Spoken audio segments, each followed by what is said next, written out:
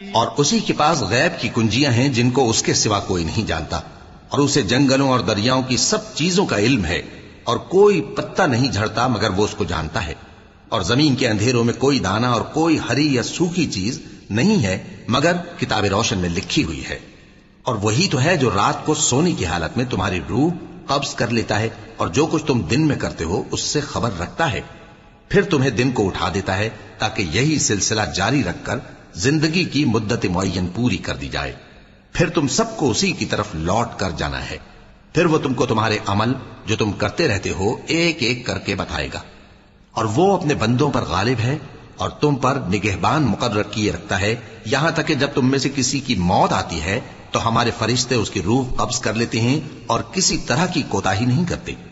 پھر قیامت کے دن تمام لوگ اپنے مالک برحق اللہ تعالی کے پاس واپس بلائے جائیں گے۔ سن لو کہ حکم اسی کا ہے اور وہ نہایت جلد حساب لینے والا ہے۔